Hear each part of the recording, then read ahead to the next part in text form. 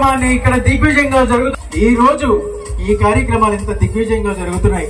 దానికి కారణం మన ఆంధ్ర రాష్ట్ర శాసన సభాపతి గౌరవనీయులు శ్రీ సిహెచ్ అయ్యన్న పాత్రుడు గారి ఈ ఆలయ ధర్మకర్తగా వ్యవహరించడం వల్ల ఈ కార్యక్రమాలన్నీ కూడా ఎన్నడూ అంగరంగ వైభవంగా జరగడానికి కారణం ప్రముఖులైనటువంటి శ్రీ అయ్యన్న పాత్రుడు గారు.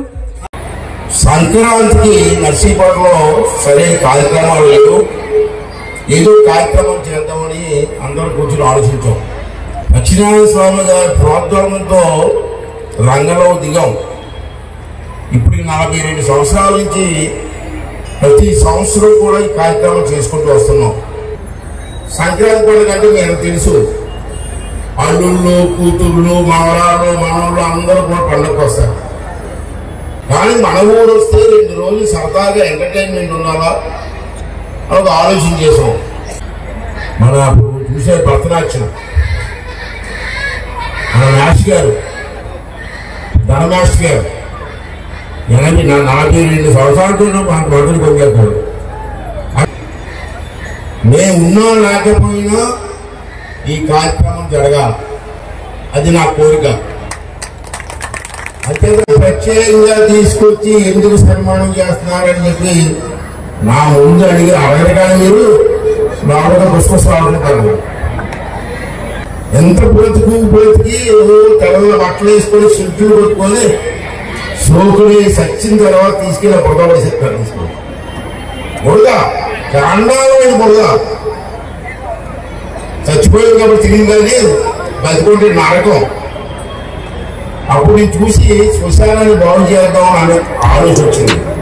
నర్సీపట్నం శ్మశానం మాత్రం ఒక వెరైటీగా ఉండాలా, ఆనందంగా ఉండాలా, అందంగా ఉండాలా.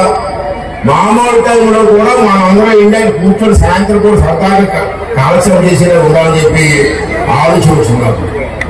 మన విశాఖపట్నం ఏం చెప్పారు శ్మశానానికి, నేను అడిగిన ఈ శ్మశానం ఎవరు కట్టారని. అక్కడ వాచ్మెన్ చెప్పాడు, సీఎం రామ గారు కట్టించారని చెప్పారు. సీఎం రావణ అంటే అప్పుడు వెంటనే రమణగారి దగ్గరికి వెళ్ళాను నేను. ఆ ఇల్లు పక్కనే. ఇంటికి వెళ్ళి సార్ అతను కోరుకుందో తీరుస్తారా అన్నాను. ఏమంటే నర్సీపట్నం శ్మశానాన్ని విశాఖపట్నం శ్మశానంలో తయారు చేశారు, ఒక్క హెల్ప్ చేయండి సార్ అడిగారు. ఆలోచించకుండా అయ్యబాబు గారు ఓకే అన్నాడు. ఎంత అవుతుంది కూడా అడగలేదు. ఎవరైనా అడిగితే ఎంత ఉన్నారు సార్ అంటారు, ఎంత అవుతుంది కూడా అడిగా. మరి ఎంత అవుతున్నారు అన్నాను నేనే, అతను అడగలేదు. సరే డబ్బు మాకు పక్కన ఉండండి, మీకు ఏ మోడల్లో కావాలో చెప్పడం మోడల్ దగ్గర చేస్తాను. వెంటనే వాళ్ళ మనుషులు పంపించారు. ఇప్పుడు వర్క్ చేసి వాళ్ళు అయిపోతుంది 10%, 5% పూర్తి అయిపోయింది. మళ్ళీ 10 రోజుల క్రితం వెళ్ళాను నేను. బ్రహ్మాండంగా లోపల సిమెంట్ రోడ్లు, శ్మశానానికి వెళ్తే స్నానం చేస్తున్నాడు కదా, ఉత్తరవానికి వెళ్ళి స్నానం చేసేవాడు మన వాళ్ళు. ఇప్పుడు బోరు కొట్టి వర్షం చోటు పడిగా చేసాం. ఉత్తరవానికి వెళ్ళాల్సిన వర్షం చోటు కదా నుంచి చూపితే నీరు పడుతుంది, స్నానం చేసి వెళ్ళిపోవడం. అది బ్రహ్మాండంగా చేసాం. అదే మీ అందరినీ కోరించేటంటే చాలా ఊళ్ళ నుంచి పంటకు వచ్చారు.